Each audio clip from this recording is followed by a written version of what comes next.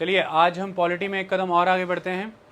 संविधान की इस विकास यात्रा में हमने कल आपको पढ़ाया दैट इज़ डिसोल्यूशन तक का topic.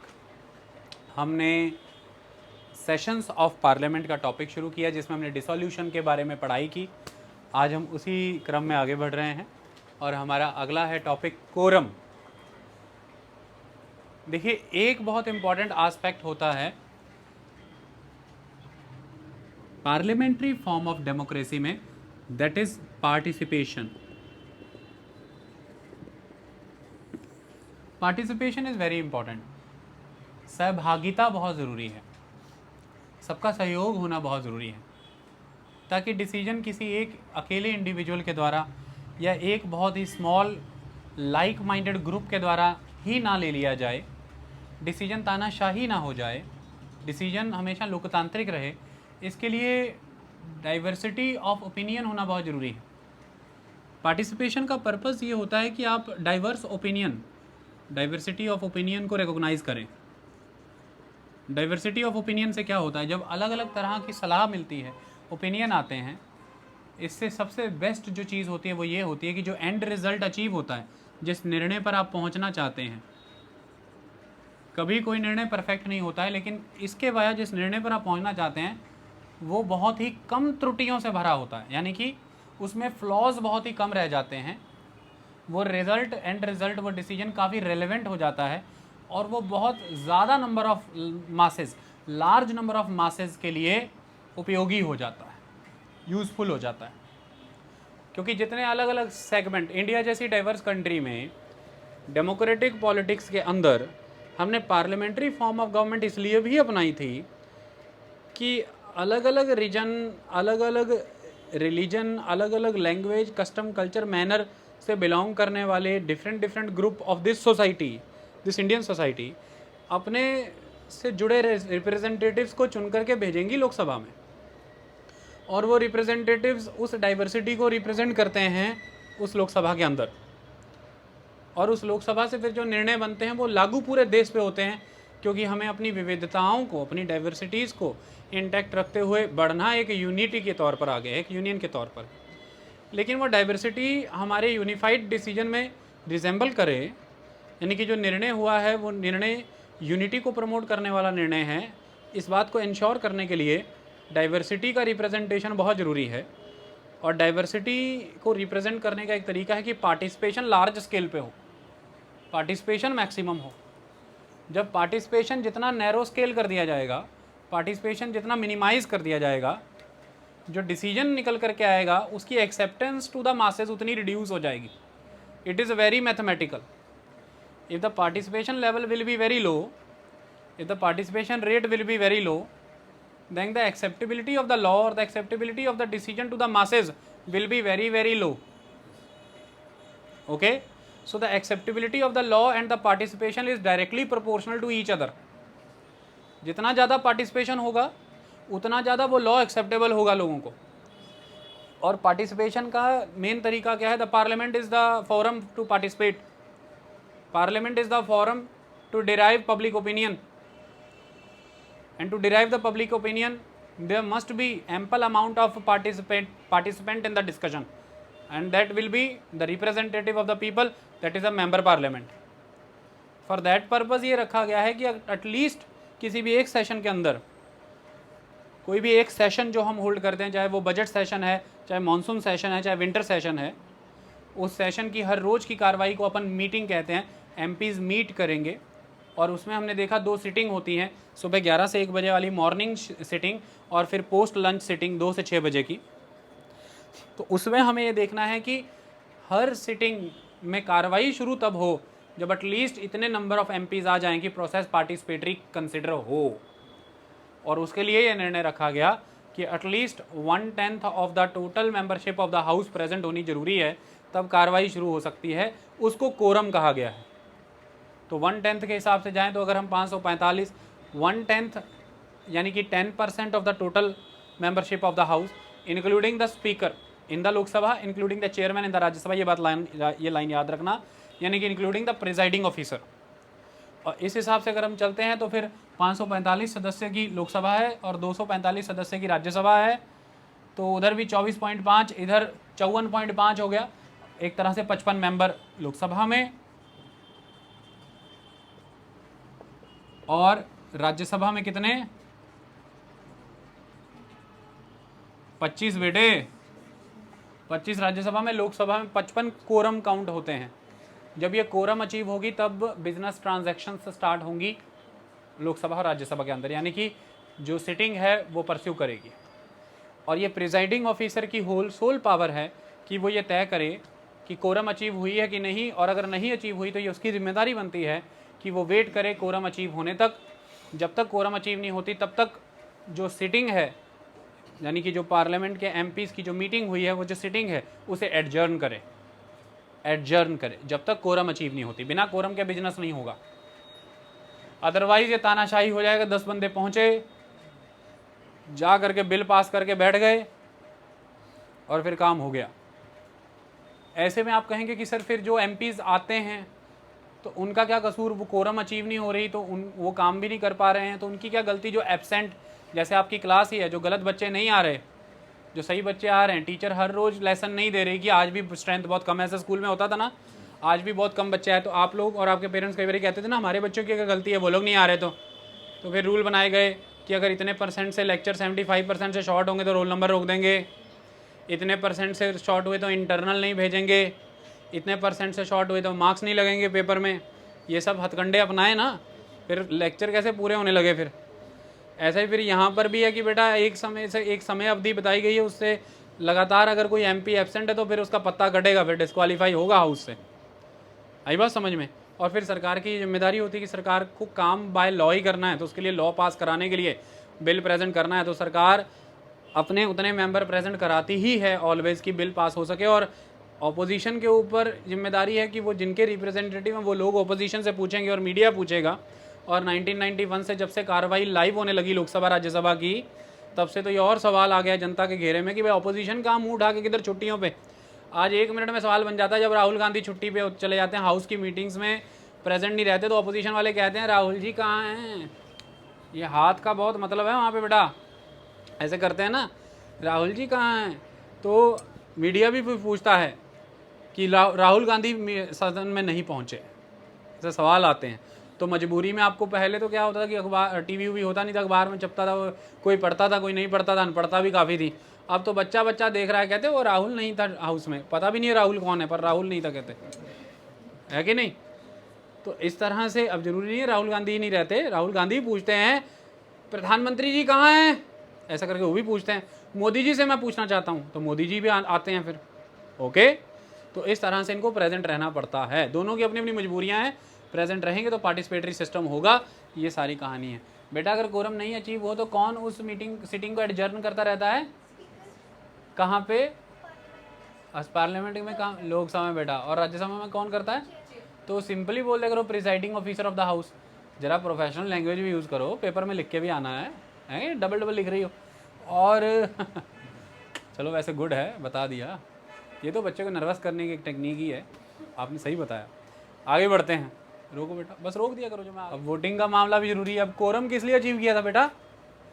Business of the house करना था, ठीक है। बिजनेस ऑफ हाउस में क्या होता है? मोशन, रेजोल्यूशन, नोटिस, बिल, ये सब होता है ना। ये कैसे होगा? देखिए, सबसे मेन एस्पेक्ट पार्लियामेंट्री डेमोक्रेसी का एक और है, जहाँ पर सहभागिता जरूरी है, डाइवर्सिटी है, तो वहाँ पर यह भी तो फिर मानना पड़ेगा कि सभी सहमत नहीं होंगे एक चीज़ से। समझो, डाइवर्सिटी का मतलब क्या होता है, विविधता का मतलब क्या होता है। अब जब इतनी विविधता है तो उसमें आपको क्या करना है? लार्जर पार्टिसिपेशन करा करके कोशिश करनी है मैक्सिमम टू मैक्सिमम लोगों तक वो चीज़ एक्सेप्टेबल हो। लेकिन एक सत्य को तो स्वीकारना पड़ेगा कि है डाइवर्सिटी ही, तो हर किसी को वो स्वीकार नहीं होगा। फिर अपनी पार्टी पॉलिटिक्स की मजबूरियां भी हैं, सही भी है चीज़ तो भी कई बार स्वीकार नहीं कर सकते, क्योंकि पार्टी का स्टैंड है कि पार्टी इसके खिलाफ है, तो आप नहीं करेंगे उसे स्वीकार। आपने देखा होगा लंबे समय तक उसी जीएसटी के हक में कांग्रेस थी इतने लंबे समय से, लेकिन एक समय के बाद पार्टी का स्टैंड था वो जीएसटी की खिलाफत करते रहे, नाम तक डाल दिया गब्बर सिंह टैक्स। आई बात समझ में? सो मुद्दा यहाँ पर यह आ जाता है कि फिर निर्णय जो होंगे वो कंसेंसस से नहीं हो सकते कि सारे ही सहमत हों। पार्लियामेंट्री फॉर्म ऑफ डेमोक्रेसी में एक चीज़ फिर और महत्व दी जाती है, पार्टिसिपेशन के साथ साथ दूसरी चीज़ आ जाती है फिर बहुमत। फैसले बहुमत से होते हैं। आपके देश में इलेक्शन होते हैं, कैंडिडेट किस आधार पर चुना जाता है? बहुमत के आधार पर। जिस कैंडिडेट को मेजॉरिटी वोट्स मिली, आपके देश में सरकार किस आधार पर बनती है? बहुमत के आधार पर। जिस पार्टी को मेजॉरिटी सीट्स मिली लोकसभा में, सभी चुनाव के नतीजे ऐसे ही डिक्लेयर होते हैं ना, तो बहुमत फिर बड़ी चीज़ हो जाती है। जब विविधता की बात है तो फिर बहुमत है, तो कंसेंसस अचीव करना डिफिकल्ट हो जाता है। आई बात समझ में? तो कंसेंसस यहाँ पर क्या है? फिर आप कहेंगे कि सर जितने लोगों ने उसके हक में वोट नहीं डाली, उतने लोग और उनके पीछे जो खड़े लोग वोटर हैं उनके साथ तो इस कानून से अन्याय हो जाएगा। नहीं, हर कानून कंसेंसस के तहत है वो ऐसे कि वो कानून कंफर्म करता है कॉन्स्टिट्यूशन को, और कॉन्स्टिट्यूशन लार्जर सेंस में कंट्री का कंसेंसस है। आपसे अगर कोई जवाब पूछे तो जवाब देना है। कॉन्स्टिट्यूशन एक कंसेंसस बेस्ड डॉक्यूमेंट है, इसलिए इतना लंबे समय लगा बनाने में, 2 साल 11 महीने 18 दिन। और हर लॉ बाउंड है उस कॉन्स्टिट्यूशन के साथ कंफर्म होने के लिए।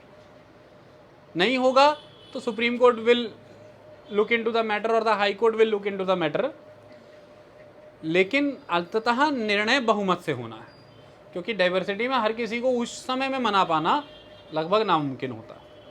ओके, तो इसलिए मेजॉरिटी से फैसले, तो पार्लियामेंट के अंदर फैसले मेजॉरिटी से होते हैं, बहुमत से। तो मैंने शब्द यूज़ किया बहुमत। मत क्या है लोगों का पता लगाना पड़ेगा कि नहीं? मत पता लगाने के लिए मतदान होगा कि नहीं, वोटिंग होगी कि नहीं? तो वोटिंग होती है फिर हाउस के अंदर। हाउस में प्रत्येक निर्णय वोटिंग से तय किया जाता है, कितने लोग उसके पक्ष में हैं, कितने लोग उसके विपक्ष में हैं। आई बात समझ में? तो पक्ष विपक्ष एक तो है हाउस के अंदर परमानेंट ही पक्ष विपक्ष। पक्ष यानी कि सरकार से बिलोंग करने वाली पार्टी, विपक्ष उसके ऑपोजिट सारे जो ग्रुप खड़े। लेकिन कई बार बहुत से बिल में जो विपक्ष है वो पक्ष के साथ खड़ा होता है, वो सत्ता पक्ष के साथ खड़ा होता है। तो एक है परमानेंट पक्ष विपक्ष चुनाव के आधार पर, एक है हर मुद्दे पर पक्ष विपक्ष। आई बात समझ में? वो बदलता रहता है हाउस के अंदर कि किस बिल पे आप पक्ष में हैं, किस बिल पे आप पक्ष में नहीं हैं। तो वोटिंग से फैसले होते हैं, मेजॉरिटी वोटिंग से ही मैक्सिमम फैसले होते हैं हमारी पार्लियामेंट के अंदर, एक्सेप्ट फ्यू मैटर्स, जैसे कि प्रेसिडेंट का इम्पीचमेंट है, जैसे कि स्पीकर डिप्टी स्पीकर का रिमूवल है, डिप्टी चेयरमैन का रिमूवल है, चेयरमैन का रिमूवल है, जैसे कि जजेस of the high court supreme court का रिमूवल है, चेयरमैन और मेंबर ऑफ द यूपीएससी का रिमूवल है, चीफ इलेक्शन कमिश्नर और अदर कमिश्नर्स का रिमूवल है। ये सारा मैंने आपको बताया, ये अलग तरह की मेजॉरिटी से होता है, that is the special majority. ये स्पेशल मेजॉरिटी से होता है काम। बाकी मेजॉरली बिजनेस जितना होता है हाउस के अंदर वो सारा का सारा सिंपल मेजॉरिटी से होता है। तो हाउस का बिजनेस सिंपल मेजॉरिटी से कंडक्ट होता है। सिंपल मेजॉरिटी आपको पता ही है क्या होती है, majority of the member present and voting. Majority of the member present and voting, तो वोटिंग से सारे काम होते हैं हाउस के अंदर। और हाउस के बिजनेस के ऊपर असर नहीं पड़ता दो बातों का।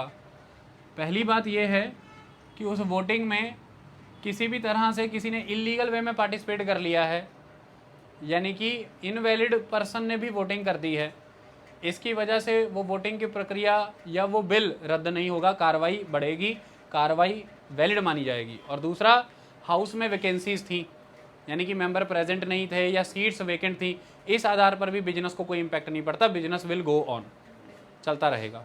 इनवैलिड वोटिंग कैसे कर दी? शपथ, हाउस के मेंबर के तौर पर शपथ लिए बिना ही हाउस में बैठे हुए हैं, वोटिंग में पार्टिसिपेट कर रहे हैं, इसे इनवैलिड माना जाता है, ये इनवैलिड पर्सन ने वोटिंग कर दी। और वैकेंसी कैसे है कि हो सकता है कुछ सीटें खाली पड़ी हुई हैं, कुछ एमपीज़ जो हैं वो एक्सपायर कर गए या कुछ डिस्क्वालीफाई हो गए हैं, बाई इलेक्शन अभी होने बाकी हैं, या उस दिन कितने ही एमपी मौजूद नहीं थे, या उस दिन मौजूद थे बट वोटिंग के पहले एब्सटेन कर गए। Many reasons can be there, vacancies के many reasons can be there, invalid voting के many reasons can be there. आई बात समझ में? कई बारी कोई मेंबर के खिलाफ कार्रवाई चल रही है, उसे रोका होता है कि स्पीच में डिस्कशन में पार्टिसिपेट कर सकते हो, पर वोटिंग में नहीं, बोर्ड पुड़ का आगे लगा दिया, कुछ पता नहीं लग रहा, ये सब इनवैलिड। लेकिन इनवैलिडिटी ऑफ द वोटिंग और वैकेंसी ऑफ द हाउस को रीज़न बना करके कभी भी हाउस के बिजनेस को स्टॉल नहीं किया जा सकता। Business will continuous, okay, will be continuous, it will continue, business चलता रहेगा। आई बात समझ में? इसमें कोई डाउट? ताकि सदन की कार्रवाई में किसी तरह से कोई अवरुद्ध पैदा ना कर सके, ऐसे अवरुद्ध पैदा नहीं होने चाहिए। अगला है लैंग्वेज इन द पार्लियामेंट। देखो लैंग्वेज इन पार्लियामेंट भी बड़ी इंपॉर्टेंट चीज़ है बेटा रीटा। ये क्या है? देखो अगर हम कॉन्स्टिट्यूशन के वाइज देखें तो इंग्लिश एंड हिंदी 2 लैंग्वेजेस को अलाउ किया गया है the language of the floor, यानी कि सदन के पटल की 2 भाषाएं चुनी गई हैं, अंग्रेजी और हिंदी।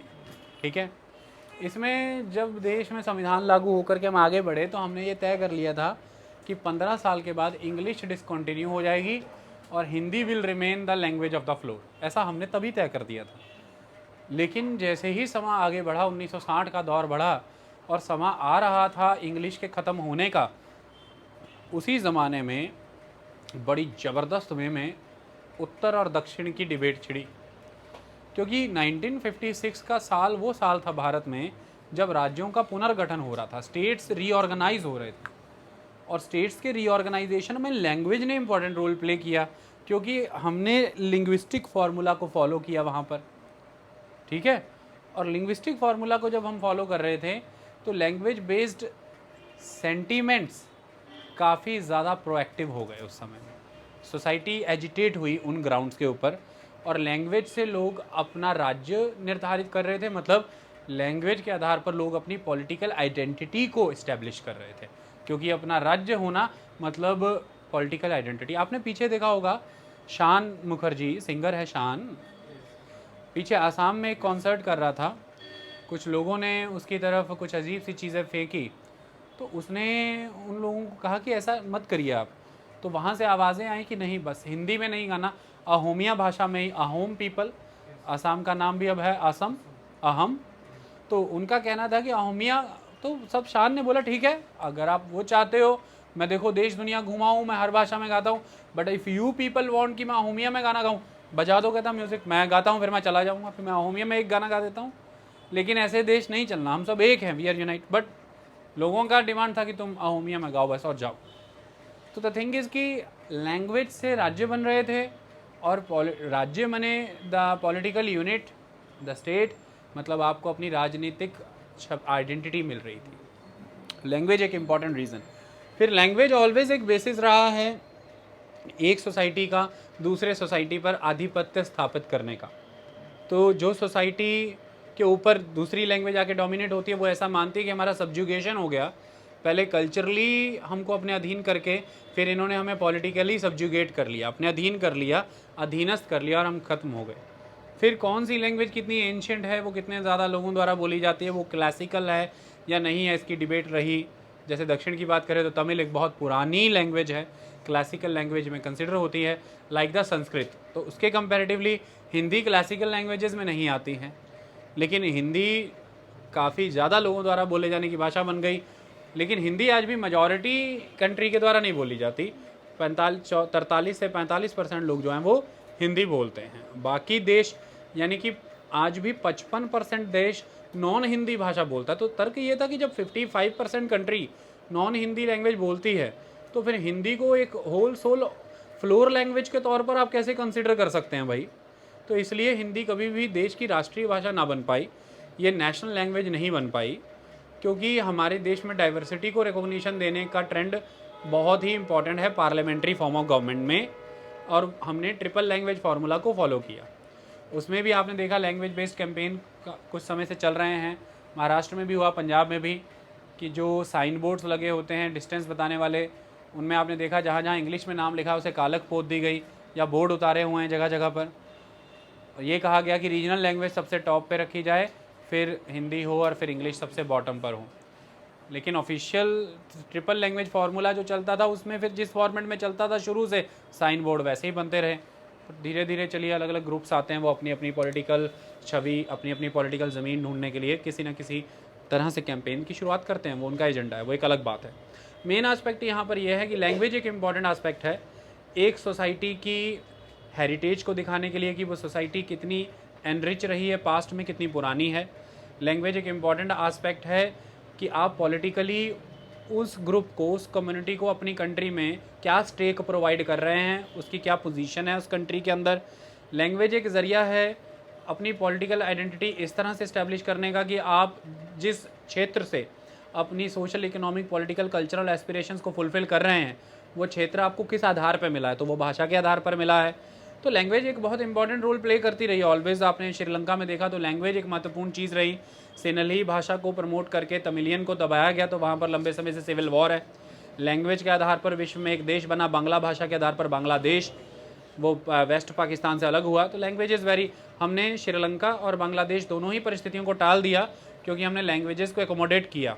तो कॉन्स्टिट्यूशन के 8th शेड्यूल में हमने उन 22 मेजर लैंग्वेजेस को स्पेस प्रोवाइड किया। आज आप सिविल सर्विसेज का एग्ज़ाम उन सभी भाषाओं में दे सकते हैं, कोई परेशानी नहीं है। ठीक इसी तरह से फिर हमने ये सिस्टम भी अपनाया। तो जब वो 1960 में दक्षिण भारत के राज्यों की तरफ से मांग तेज हो गई उनकी रीजनल आइडेंटिटी को एक्नॉलेज करवाने की, तो उस समय में फिर ये तोड़ निकाला गया कि अगर हिंदी को एक्सक्लूसिव फ्लोर लैंग्वेज के तौर पर आगे बढ़ाएंगे तो ये नॉर्थ का डोमिनेंस माना गया साउथ के ऊपर और ईस्ट के ऊपर भी। This is wrong. ये डेमोक्रेसी पार्लियामेंट्री है, तो इसमें हर किसी को एकोमोडेट करके चलना है, हर किसी को अपनी भाषा का विकास करने का अधिकार है। तो फिर उसमें ये रखा गया।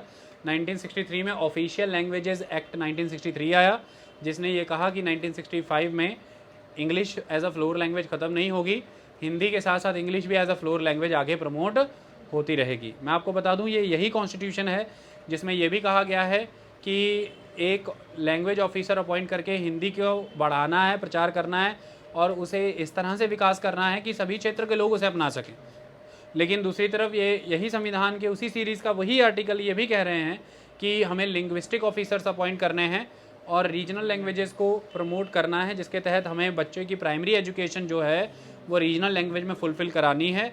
इसके लिए वहाँ पर ये बात को पुख्ता करना है कि रीजनल लैंग्वेज में लेक्चर हो रहे हैं कि नहीं हो रहे हैं, क्लासेस मिलनी कि नहीं मिल रही। इसके लिए डायरेक्टली प्रेसिडेंट द्वारा लिंग्विस्टिक ऑफिसर अपॉइंट होता है और वो अपनी रिपोर्ट सीधी प्रेसिडेंट को प्रेजेंट करता है। तो ये भी सिस्टम रखा है हमने। तो जहाँ एक तरफ डाइवर्सिटी है, वहीं एक तरफ ये भी है कि देश को कोई एक भाषा भी चाहिए जो एटलीस्ट इंटरनेशनल फोरम पे या फिर अंतर्राष्ट्रीय जगत के साथ हमें जोड़ने के समय में, और जब पूरे देश की बात हो तो उस समय में आंतरिक तौर पर इंटरनली भी देश को आपस में कम्युनिकेट कराने के लिए हमारी खुद की एक भाषा हो। इसकी बात लंबे समय में महात्मा गांधी ने भी की, एक समय में इसी की बात बाल गंगाधर तिलक ने भी की थी। तो ये बातें समय समय पर आती रही हैं। आई बात समझ में?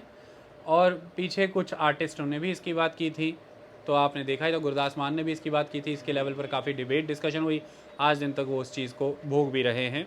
लोगों ने उनकी खिलाफत की, पंजाबी स्पीकिंग लोगों ने खिलाफत की कि भाई आपने कैसे कह दिया कि हिंदी पंजाबी में कोई कमी या कमज़ोरी नहीं है। लेकिन आंकड़े के हिसाब से देखें तो अगर देखा जाए तो हिंदी मेजॉरिटी के द्वारा नहीं बोली जाती है। लेकिन अगर ये देखा जाए कि कोई एक लैंग्वेज जिसको लार्जेस्ट नंबर ऑफ़ लोग बोल रहे हैं इंडिया में, तो वो हिंदी ही है। उस हिसाब से ही ये लैंग्वेज का सिलेक्शन हुआ। आई बात समझ में? तो इसलिए हिंदी बेल्ट भी कह दिया जाता है। हिमाचल, उत्तराखंड, यूपी, राजस्थान, मध्य प्रदेश और हरियाणा, ये छत्तीसगढ़, झारखंड, इनको जोड़ करके हिंदी बेल्ट के तौर पर जाना जाता है। तो हिंदी स्पीकिंग डोमिनेंट एरिया है। अब वो बात अलग है, इन राज्यों का साइज़ बड़ा है, इनकी पॉपुलेशन और इन्हीं की पार्लियामेंट में सीट्स भी काफ़ी हैं। तो फिर कुछ पॉलिटिकल पार्टीज़ ने खुद को कंसंट्रेट ही इन एरिया में कर लिया और हिंदी बेल्ट के वोट और सीट्स को मोबिलाइज़ करने की कोशिश की, इसलिए वो हिंदी बेल्ट पार्टी भी कहलाने लगी। समय के साथ चीज़ें इस तरह से कहलाने लग जाती हैं, चीज़ें बदल गई। आज की डेट में हमारे देश में पार्लियामेंट की 2 फ्लोर लैंग्वेजेज़ हैं, यानी कि 2 ऑफिशियल लैंग्वेजेज़ हैं, हिंदी और इंग्लिश।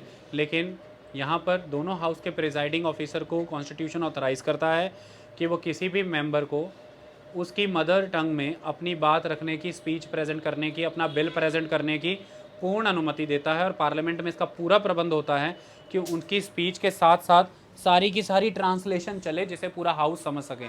ऐसा ही अरेंजमेंट यूनाइटेड नेशंस की जनरल असेंबली में भी है, UNGA में। वहाँ पर भी आप किसी भी भाषा में अपनी बात रख सकते हैं, साथ के साथ ट्रांसलेशन होती है। अटल बिहारी वाजपेयी ने अपना भाषण हिंदी में दिया था, अभी नरेंद्र मोदी भी गए थे, हिंदी में दिया था। आप अपनी किसी भी कंट्री से आप अपनी कोई भी रीजनल लैंग्वेज, नेशनल लैंग्वेज बोलना चाहते हो, आप बोल सकते हो। ऐसा प्रबंध हमारी संसद में भी है। आप किसी भी क्षेत्र से हैं, आप अपनी भाषा में बोलिए, उसका प्रबंध है। लेकिन इसके लिए प्रिजाइडिंग ऑफिसर से अनुमति लेनी पड़ेगी। प्रिजाइडिंग ऑफिसर आपको अनुमति देगा और उसके ट्रांसलेशन के प्रबंध वहाँ पर किए गए होंगे। बट फ्लोर की जो लैंग्वेजेस हैं ऑथराइज्ड, वो 2 हैं, that is the Hindi and English. इसलिए ज़्यादातर आप इन्हीं 2 भाषाओं को सुनते भी हैं। अगर आप ध्यान से देखें तो इसी वे में फिर ये रिकॉग्नाइज हो जाता है। कुछ लोग आरोप भी लगाते हैं कि भारत की संसद जो है वो हिंदी स्पीकिंग बेल्ट को ज़्यादा रिप्रेजेंट करती है as compare to other belts. लेकिन जब हमने हर चीज़ को आधार जनसंख्या का रखा है कि रिप्रेजेंटेशन ऑफ द स्टेट्स, कितना स्टेट का रिप्रेजेंट होगा लोकसभा में, जनता के पीछे तय होगा कि जितनी जनसंख्या उसकी उस हिसाब से सीट मिलेंगी।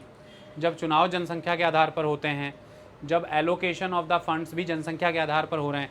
जनसंख्या एक मुख्य आधार है क्योंकि जन आधार की बात हो रही, जन आधार से ही सरकारें बनती हैं, तो जनसंख्या से ही जन आधार आ रहा है, जन आ रहे हैं। उस आधार पर देखा जाए तो ये भी प्रमाणित तथ्य है कि 43 से 45% लोग हिंदी बोल रहे हैं। तो उस हिसाब से फिर हाउस के लेवल पर वो चीज़ चल रही है और देश के स्तर पर उसे समझा जा रहा है। आई बात समझ में? तो लैंग्वेजेस इन पार्लियामेंट का कंसेप्ट क्लियर हो गया। चलिए आगे बढ़ते हैं। देखो राइट ऑफ क्या है Shivani, rights of minister and attorney general. देखो शिवानी, मेन एस्पेक्ट ये है कि पार्लियामेंट के अंदर 2 हाउसेज हैं, राज्यसभा और लोकसभा। और यहाँ पर मैंने बात मिनिस्टर की और अटॉर्नी जनरल की, attorney general of India. Okay, अच्छा चलो इसी बात पे बताओ यार, अटॉर्नी जनरल का टाइम टेन्योर कितना होता है? नॉट फिक्स्ड, फिर भी अमूमन हाँ 5 ईयर होता है।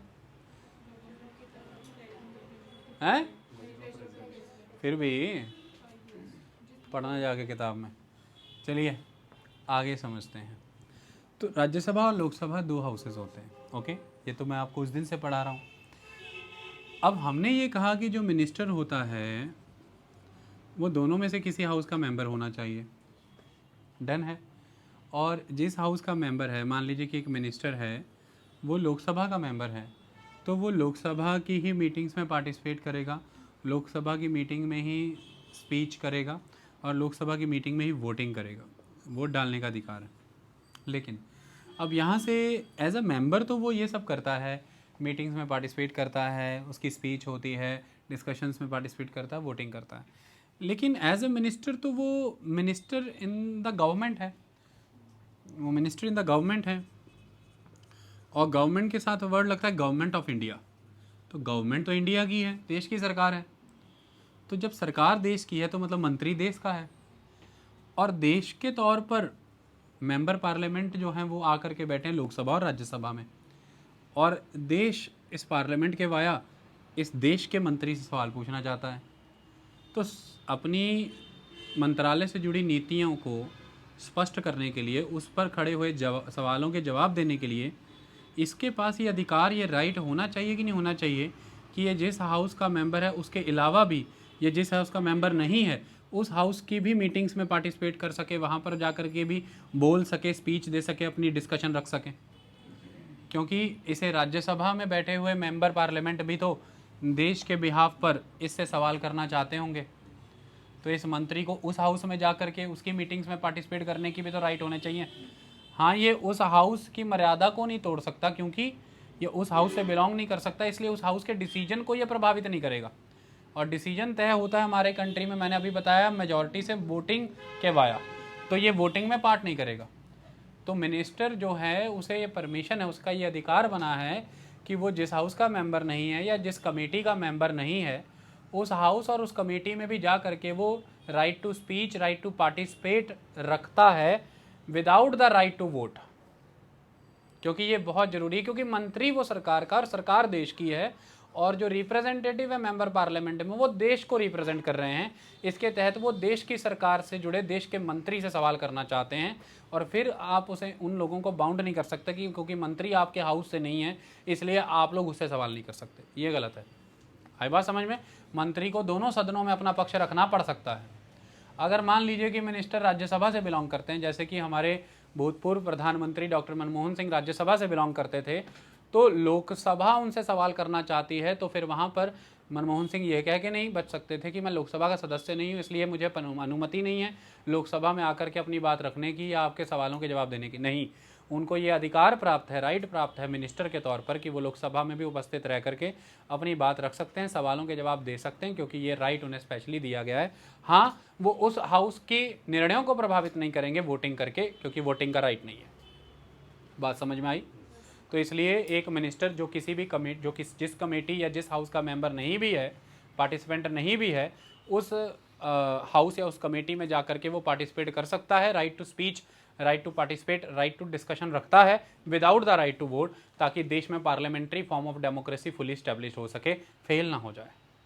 आई बात समझ में? अदरवाइज़ क्या होगा? अदरवाइज़ ये होगा कि अगर राज्यसभा का सदस्य है और वो मंत्री है, तो फिर उसके कामकाज पर लोकसभा पूरी तरह से यूजलेस हो गई। वो पर्सन को आपने लोकसभा के एम्बिट से बाहर कर दिया, लोकसभा की स्क्रूटनी से बाहर कर दिया, लोकसभा के प्रति उसकी अकाउंटेबिलिटी से बाहर कर दिया। यानी कि लोकसभा में जितने भी सदस्य चुन करके आए हैं, उनके पीछे खड़े उनके वोटर की स्क्रूटनी से, उनके वोटर के प्रति अकाउंटेबिलिटी से, यानी कि देश के उतने हिस्से के प्रति स्क्रूटनी और अकाउंटेबिलिटी से आपने उस मंत्री को मुक्त कर दिया। ये गलत है। आई बात समझ में? इसलिए ये राइट दिया जाता है। यही राइट आपने अटॉर्नी जनरल को भी दिया है। अटॉर्नी जनरल देश का हाईएस्ट लीगल ऑफिसर होता है। पहले मैंने बताया 2014, यानी कि अब के वेणुगोपाल हैं, उनके पहले मुकुल रोहतगी थे, अभी के वेणुगोपाल हैं, ये हाईएस्ट लीगल ऑफिसर है। इसके नाते अभिजीत, इनकी ड्यूटी ये है कि ये सरकार के, यानी कि देश भारत सरकार के वकील हैं। सरकारी वकील होता है वो कोर्ट में पब्लिक प्रोसिक्यूटर होता है, वो एक अलग बात है। हाईएस्ट लीगल ऑफिसर होने के नाते देश की एक सरकार है, सरकार को अपना पक्ष रखने के लिए अदालतों में जाना है, वहाँ पर सरकार के बिहाफ पर जाता है अटॉर्नी जनरल ऑफ इंडिया। अब जब ये देश की सरकार का पक्ष रख रहा है, तो देश की सरकार से कई तरह के सवाल हैं।